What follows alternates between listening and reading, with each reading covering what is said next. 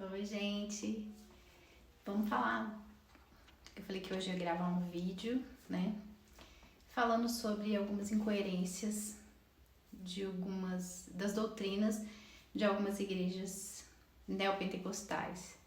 Não vou falar igreja, não quero entrar em debate, não quero entrar em discussão, nem quero atacar essa igreja. Mas eu quero falar para vocês algumas doutrinas que estão erradas, alguns ensinamentos que lá são ensinados que estão errados, que estão equivocados, que não estão de acordo com a palavra de Deus. Então, a Bíblia fala que nós somos filhos de Deus por meio da fé em Jesus. A palavra de Deus diz assim: todos quanto o receberam, deu-lhes o poder de serem feitos filhos de Deus, a saber, os que creem no seu nome. Também está escrito assim: com o coração se crê para a justiça e com a boca se confessa para a salvação.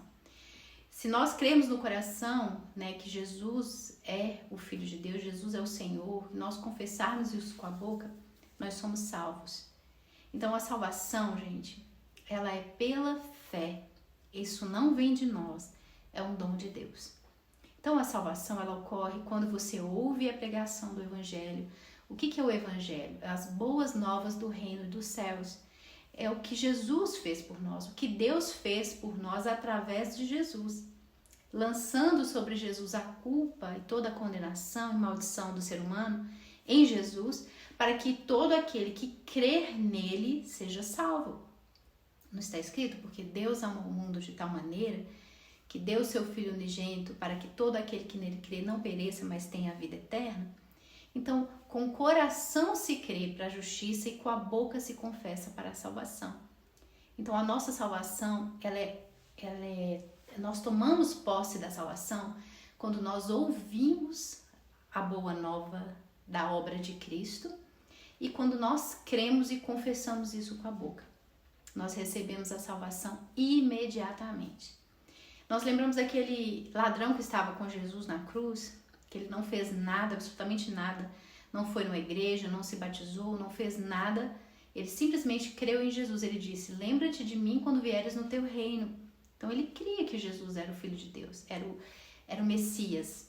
Então isso fez, Jesus falou: hoje mesmo estará comigo no paraíso. Então ele foi salvo simplesmente porque ele confessou, creu no coração e confessou. Então nós recebemos a salvação no exato momento que nós ouvimos sobre a obra de Cristo e nós confessamos, imediatamente nós somos salvos. A Bíblia fala que nós recebemos um novo espírito, um novo coração, um novo espírito. Só que o nosso corpo e a nossa mente precisam ser transformados. A nossa mente vai ser renovada pelo ensino, pelo aprendizado da palavra, e o nosso corpo será transformado na volta do Senhor Jesus. Mas nós estamos salvos, o nosso espírito foi renovado, nós recebemos um novo espírito quando nós cremos em Jesus. Então, isso se chama novo nascimento. Então, o batismo nas águas é uma confissão pública daquilo que já aconteceu no nosso espírito, desse novo nascimento, dessa morte, e simbolizando a morte e a ressurreição. Nós morremos para a vida passada e recomeçamos uma nova vida com Cristo a partir do momento que nós cremos no Senhor Jesus. Então, isso é suficiente para que você receba a salvação. A salvação não é por obras, para que ninguém se glorie. É somente pela fé em Jesus.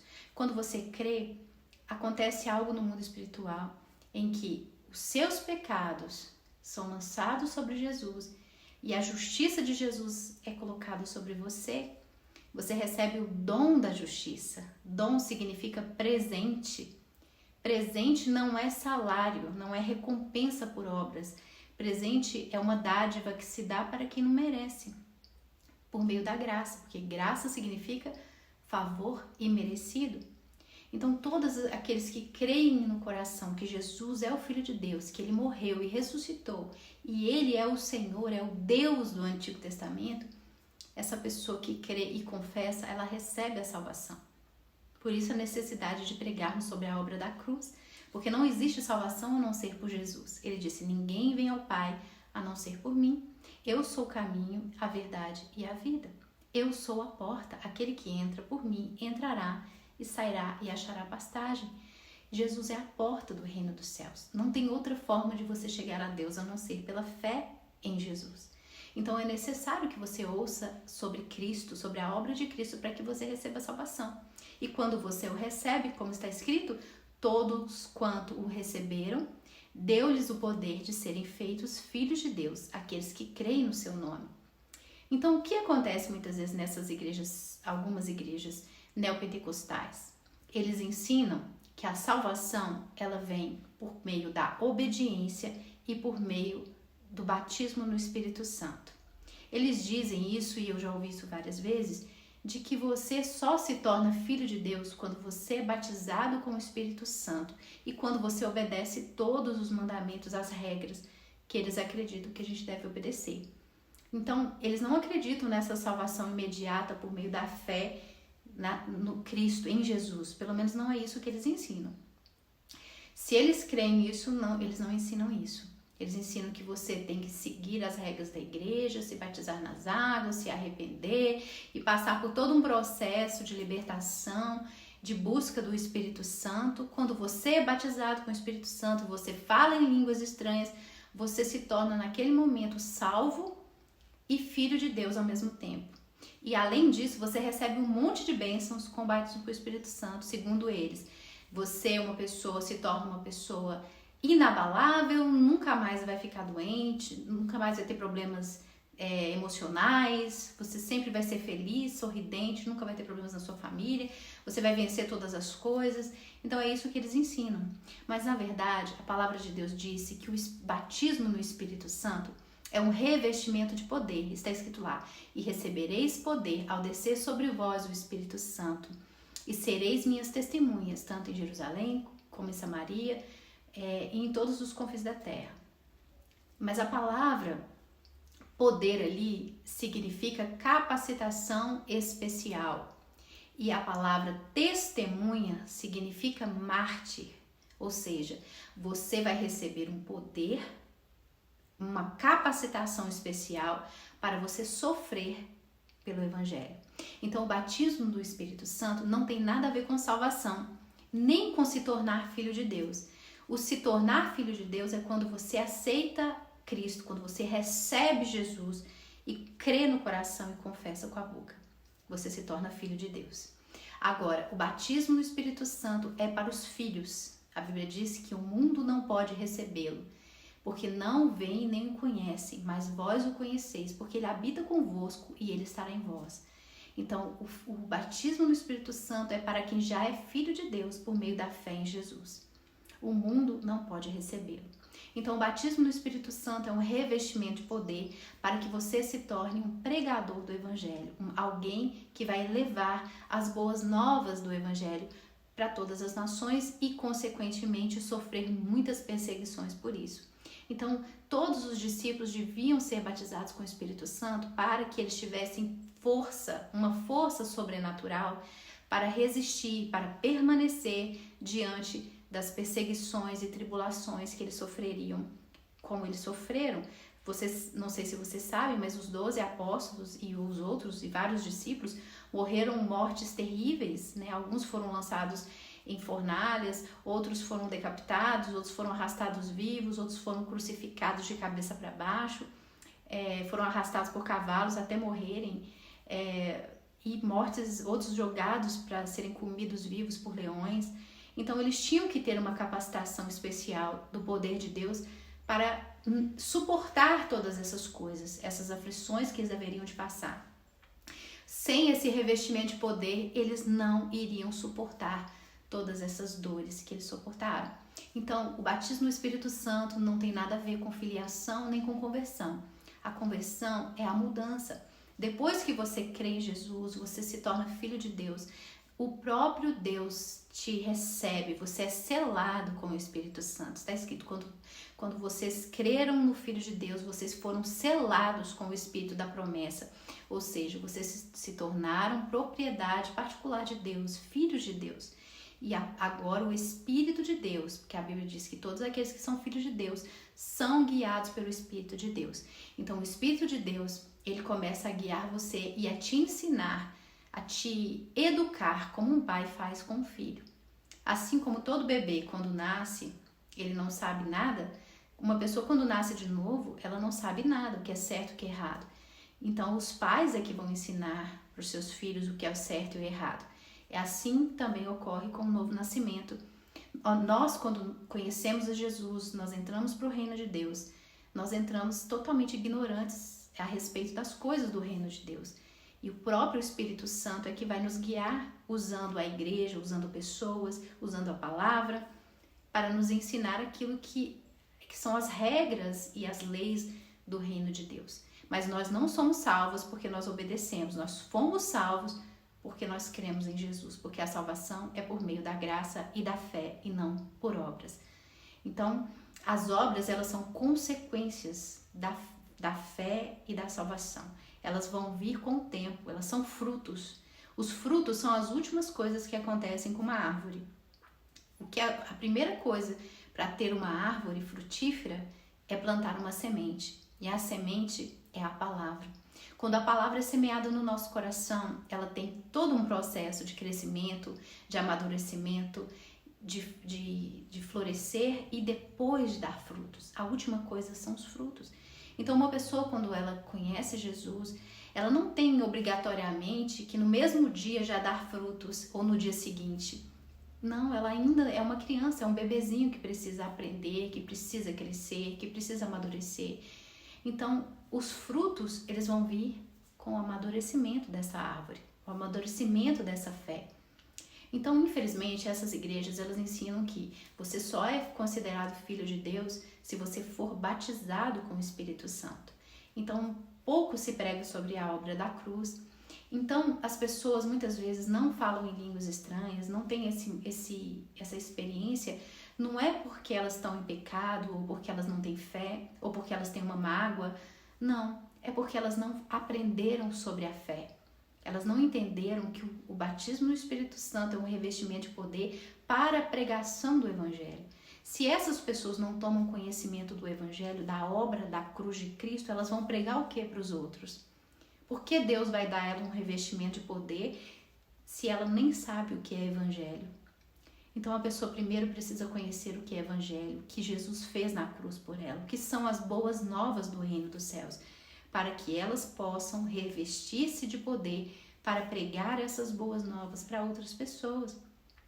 Então o fato de você falar em línguas ou não falar em línguas não diferencia nada se você é filho ou não de Deus.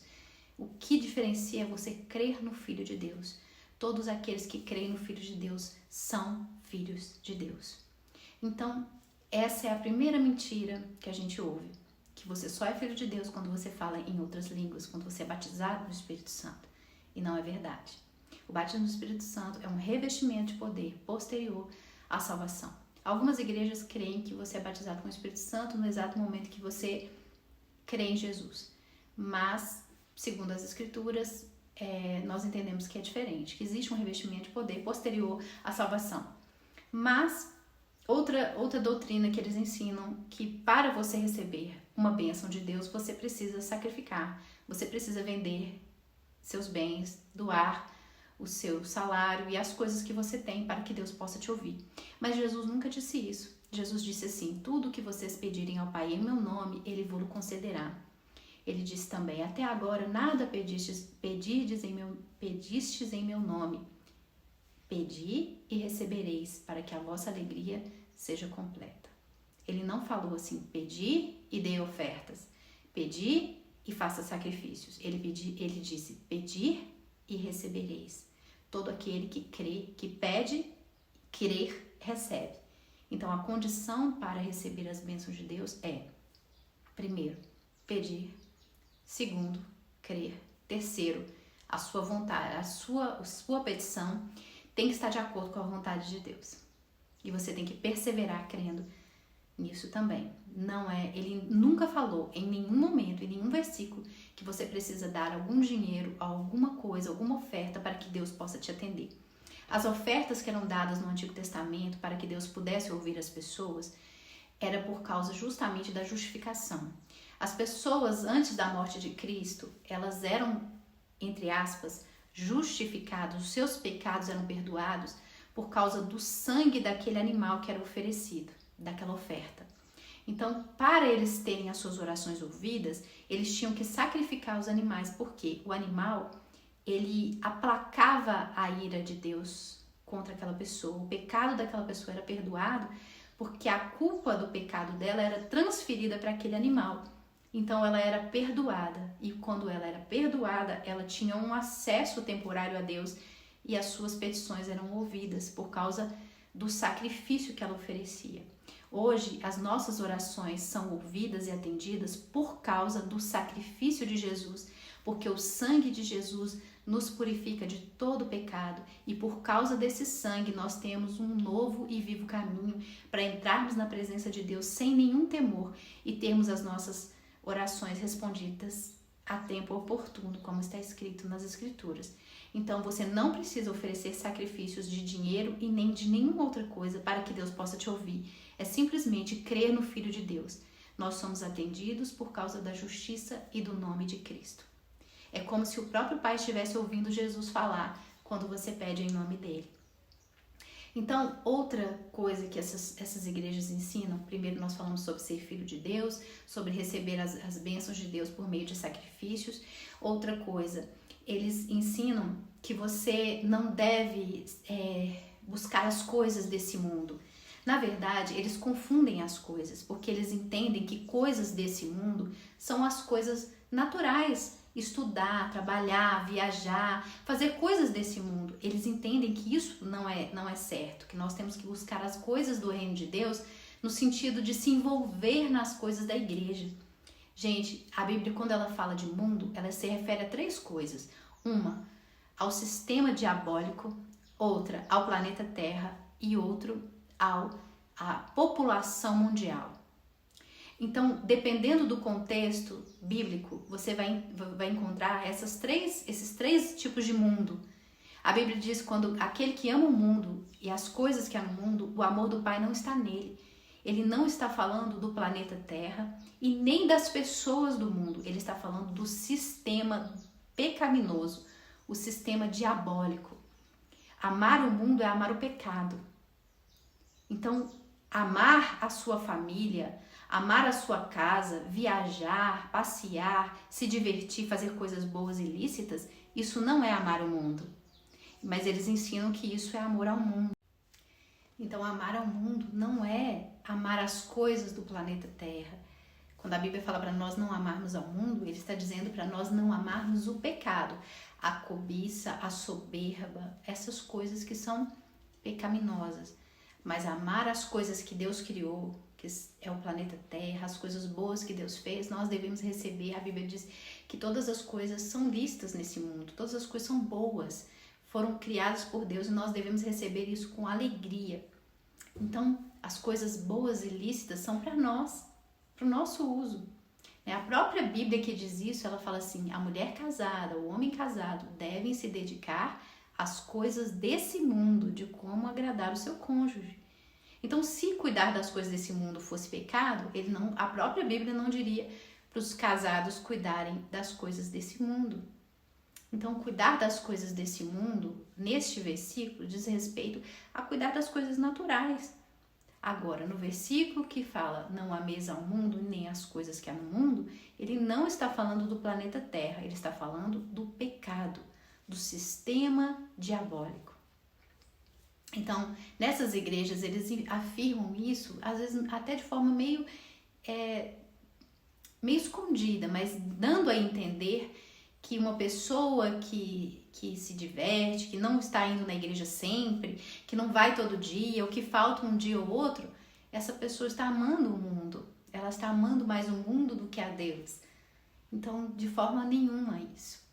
Então, outra coisa, o altar da igreja. Essas igrejas, normalmente, elas dizem que o altar da igreja é o lugar santo, é o trono de Deus, é o lugar sagrado, onde você deve entregar a sua vida e ali você vai receber a vida. Gente, isso é uma heresia. Onde que nós recebemos vida? Não é no altar. A nossa vida nós recebemos em Cristo. A Bíblia diz que Jesus é a nossa vida. Cristo é a nossa vida. Ele disse: eu sou a ressurreição e a vida. Aquele que crê em mim nunca morrerá, mas aquele que morre e crendo em mim tornará a viver. Aquele que vive e crê em mim nunca morrerá. Então, Jesus é a nossa vida. Nós temos que conduzir as pessoas não é ao altar da igreja, é ao Senhor Jesus. Só Ele que pode trazer vida. Ele disse: vinde a mim, todos vós que estáis cansados e sobrecarregados, que eu vos aliviarei. Ele não disse: ide a um altar. Não existe nenhum versículo no Novo Testamento que fale para você procurar um altar. O altar, no Antigo Testamento, ele tinha a representação de Cristo. Por quê? Aquele altar onde os animais eram sacrificados simbolizava o sacrifício de Jesus. As pessoas levavam os animais para serem sacrificados no lugar delas, representando aquele sacrifício que Jesus faria no futuro. Então, quando eles ofereciam um sacrifício, era como se eles estivessem entregando Jesus, ou seja, trocando de lugar com aquele animal para receber vida. A vida do animal passava para ele. Então, ou seja, a morte, a minha condenação passava para o animal e eu recebia o perdão. Hoje, o nosso altar é Cristo. Nós vamos a Jesus para recebermos vida. Nós não vamos ao altar para receber vida. E também nunca existiu um altar como esses das igrejas. O altar nunca foi para pregação. O altar na Bíblia sempre foi o lugar onde eram sacrificados os animais. Desde Gênesis, era um lugar alto onde eles faziam aquelas pedras, colocavam aquelas pedras e ali eles matavam os animais.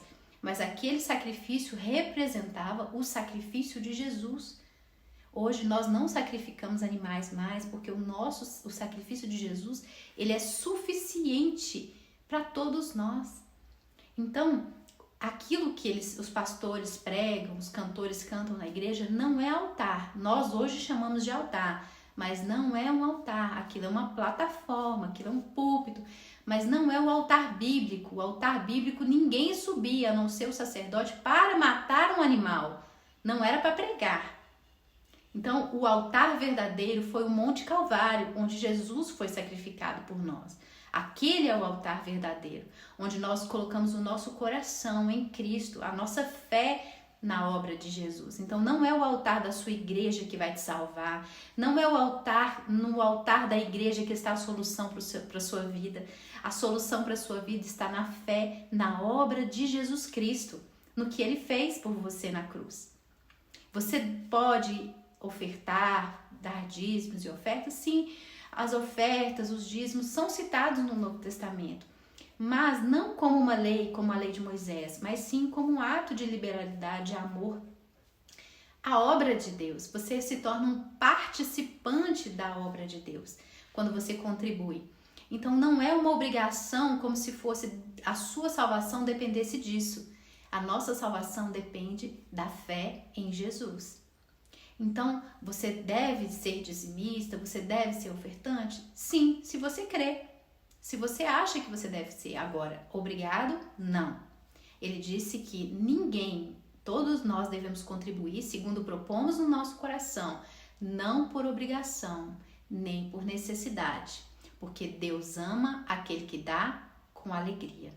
Deus abençoa as suas ofertas liberais com alegria? Com certeza. A palavra de Deus diz que aquele que semeia pouco, pouco também ceifará. Aquele que semeia com abundância também ceifará. Então existe uma promessa de Deus para quem oferta com liberalidade, em abundância para a obra de Deus, não só para a obra de Deus, mas na vida de outras pessoas. Também serão muito abençoados por Deus. Isso é um fato. Essa é uma lei da semeadura que Deus deixou na palavra dele. Mas isso não é obrigação para que você receba bênçãos de Deus. Deus não está trocando, barganhando bênçãos. Você me dá a sua oferta, que eu te dou o batismo no Espírito Santo. Você me dá o seu dinheiro, que eu te dou a libertação. Você me dá o dinheiro, que eu te dou o que você quer. Não existe isso. No Antigo Testamento existia? pelo fato que eu te falei. Não era uma barganha, era a questão do animal ser oferecido no lugar da pessoa para que ela se apresentasse pura diante de Deus, para que Deus pudesse ouvir a sua oração. Porque Deus não ouve a oração da pessoa que está em pecado. Pelo menos no Antigo Testamento era assim. Então, para você chegar a Deus, você tinha que primeiro se purificar do seu pecado. E como era purificado? Através do sangue daquele animal. Então, para a pessoa ser atendida, ela precisava sacrificar um animal para ser purificada e ser aceita. Então, hoje, nós somos aceitos porque cremos em Jesus. E quando nós cremos em Jesus, nós somos purificados dos nossos pecados. Então, por isso que nós temos um livre acesso à presença de Deus por um novo e vivo caminho, pelo sangue de Cristo. Então hoje você chega a Deus não pelo que você faz, nem pelo que você é, nem pelo tanto que você oferece, mas pela fé em Jesus. Então, que você entenda que eu não estou aqui para difamar igrejas, eu estou aqui simplesmente para trazer luz para o seu entendimento. E conhecereis a verdade, e a verdade vos libertará. Então você pode continuar dando as ofertas para a obra de Deus liberal, com amor. Com certeza você vai colher muitos frutos por isso, mas não por obrigação, porque a palavra de Deus diz que não é por obrigação e nem por necessidade. Simplesmente por alegria e por amor que Ele aceita as nossas ofertas. Então, Deus não está pedindo ofertas para te abençoar. Então, que isso fique bem claro. Jesus nunca impôs uma condição de que se você desse alguma coisa, Ele te daria. Esse negócio de você me dá que eu te dou, toma lá, dá cá, isso não é bíblico, tá? É claro que todas as obras que nós fazemos para Deus e para as pessoas, de coração, nós seremos recompensados, porque Deus não é injusto para se esquecer do amor que nós temos para com Ele quando nós ajudamos as pessoas. Tudo Deus vai nos retribuir, mas Ele não impôs essa condição para ouvir as nossas orações. Ele disse que se nós orarmos com fé, Ele atenderá, em nada duvidando. Então, quando você limita a fé da pessoa ao que ela faz, isso cria um bloqueio entre ela e Deus, porque ela começa a julgar as suas próprias obras. Eu não sou suficiente boa, a minha oferta não é suficientemente boa. Então, eu talvez não orei tanto quanto eu deveria, eu não jejuei tanto quanto eu deveria, eu não me sacrifiquei tanto quanto eu deveria, eu não sou tão santa como eu deveria, por isso que Deus não está me atendendo. Isso aí tem criado dentro das pessoas uma angústia profunda, uma insatisfação interna de que elas nunca são suficientes para esse Deus. Por quê? Porque as orações delas não estão sendo atendidas. Então, sempre o problema está com elas. Ah, eu que não orei suficiente, eu não jejuei suficiente, a minha oferta não foi boa o suficiente, eu não me sacrifiquei tanto quanto eu deveria. Então, na verdade, a gente está transferindo aquilo que era para ser a fé exclusiva na obra de Cristo, na palavra de Deus, para o que nós fazemos. E não é mais graça, é recompensa. Então, quando você começa a dizer que Deus vai te dar pelo que você faz e não pelo aquilo que você crê, você está dizendo que não é graça, Deus tem que te recompensar pelo que você faz. Isso é salário. Então, a graça de Deus, o nosso cristianismo é chamado de graça, gente. Nós estamos debaixo da graça e não debaixo da lei. A lei era isso, toma lá, dá cá. Você faz, aquele que cumprir essas coisas, como disse Moisés, viverá por elas. Mas a graça de Deus diz assim, todo aquele que crê será salvo. Então nós hoje estamos no tempo da graça de Deus. Isso não significa que nós podemos pecar à vontade, fazer o que a gente quiser. Significa que hoje nós vivemos pela dependência do que Jesus fez na cruz. Hoje nós chegamos a Deus em nome de Jesus e por causa da justiça de Cristo nós somos ouvidos e somos atendidos, não pelo que nós fazemos, mas pelo que Ele fez. Deus nos atende porque Jesus merece, não porque você merece. E porque você crê em Jesus, você passa a ser uma pessoa merecedora, entre aspas, de receber as bênçãos de Deus. Deus te qualificou, Ele te deu justiça. A palavra de Deus diz que nós nos tornamos a própria justiça.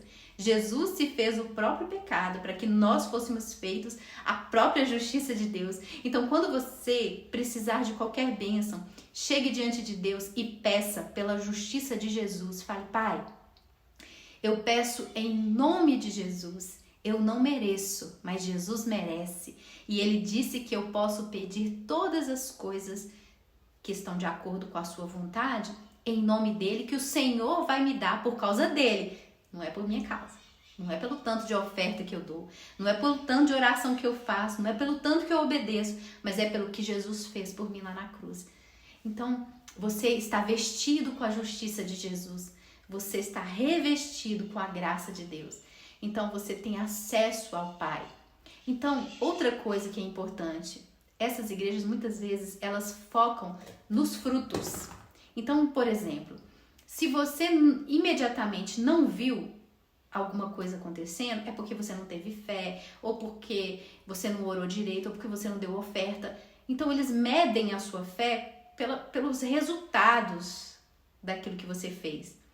Mas, gente, a fé... A palavra fé significa certeza das coisas que se esperam e convicção de fatos que não se veem. Então, fé, você não precisa ter fé para aquilo que você vê. Se você pede algo para Deus hoje, agora, e Ele já te dá, você precisa de fé? Não, porque você já está vendo. Agora, por que a necessidade de fé? Porque as coisas têm um tempo para acontecer. E esse período entre o seu pedido, a sua oração e o cumprimento e a dádiva chegar até você, existe um tempo de espera. E durante esse tempo de espera, você necessita de fé. Fé é você ver o invisível, é como se você já visse. E você agradece a Deus por aquilo que você ainda não vê, como Abraão. Abraão recebeu a promessa de que ele teria um filho, e a Bíblia diz que ele dava glórias a Deus pelo filho que ele ainda não via. Por isso ele era chamado pai da fé.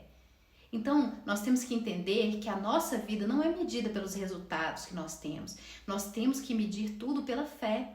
Você orou? Você recebeu imediatamente? Não, mas você tem que crer que você já recebeu. Jesus disse, tudo que em oração pediste, crede que já recebestes.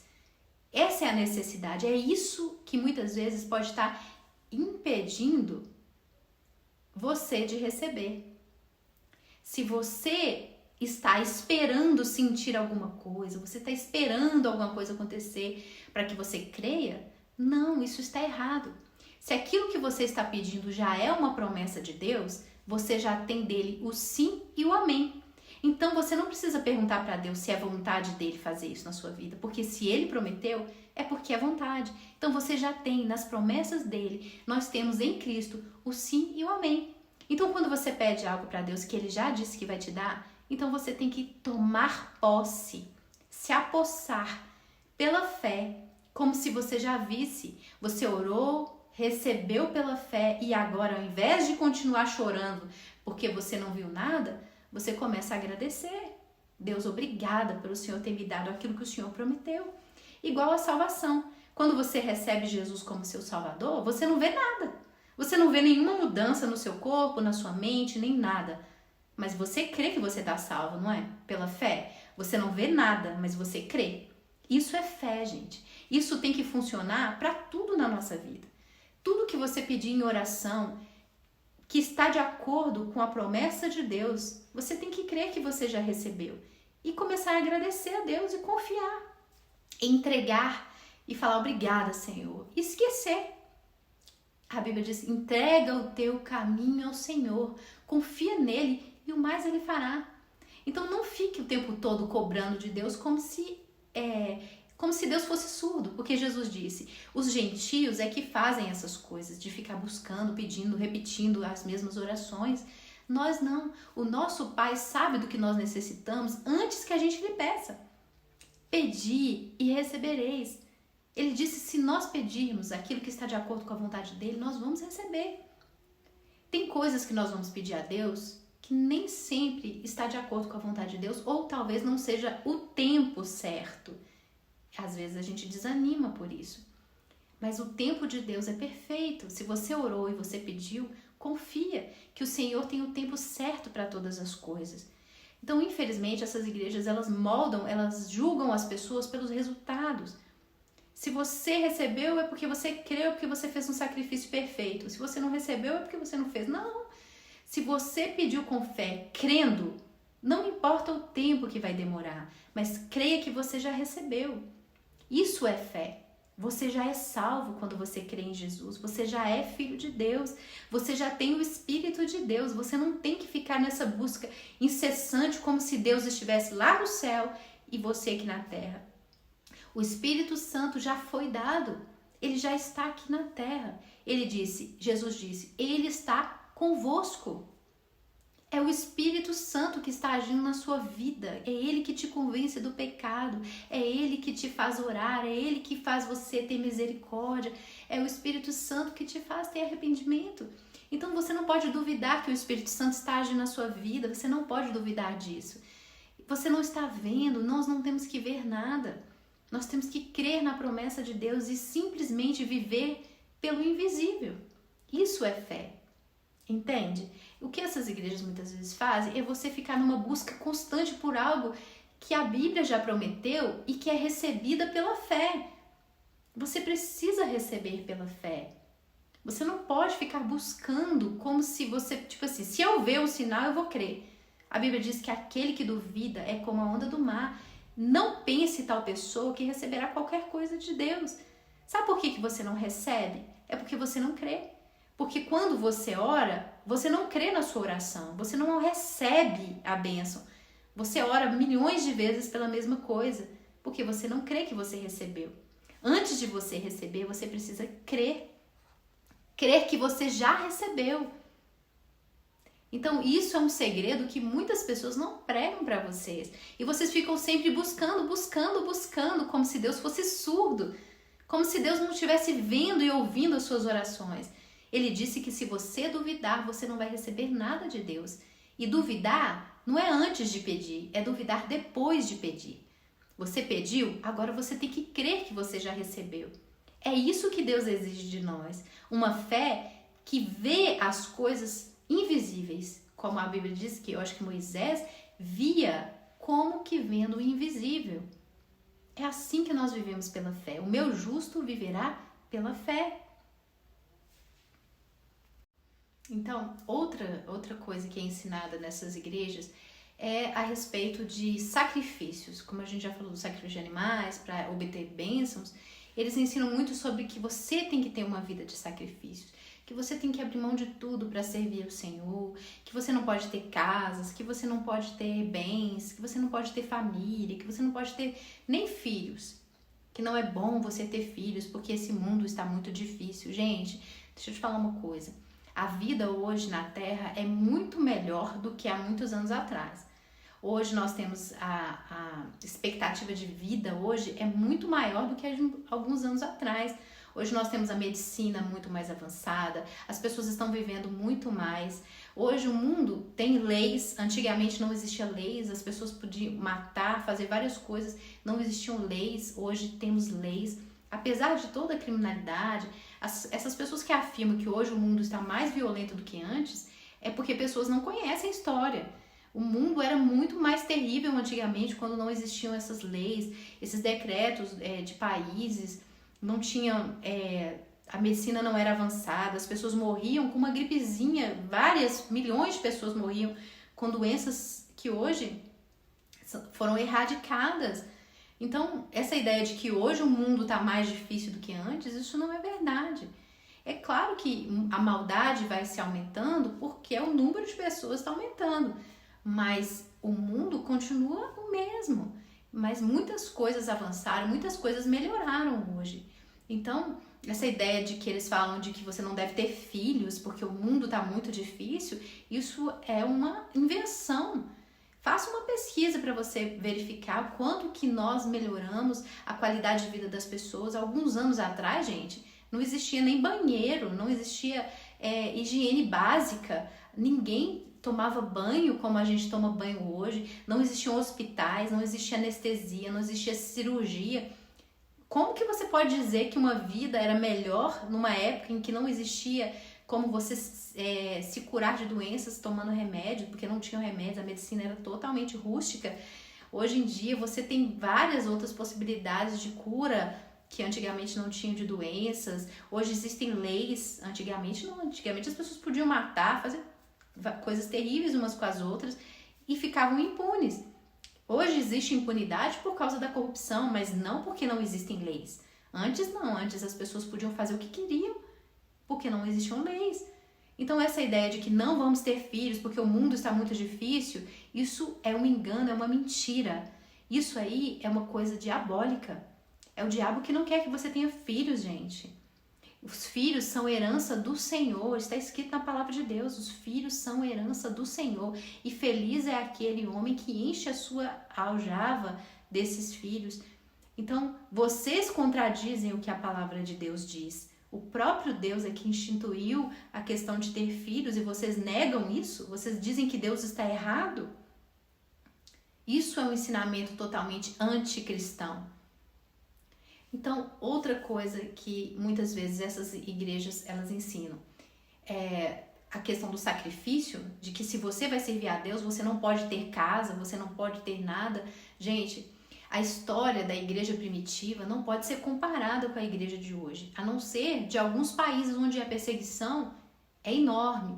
Por exemplo, nós vemos países que são de maioria muçulmanas, ou são países comunistas, nós vemos que realmente a perseguição é enorme e as pessoas não podem ter nada, porque eles têm que viver fugindo. Hoje, pelo menos no Brasil e em vários países cristãos, hoje você pode exercer a sua fé livremente.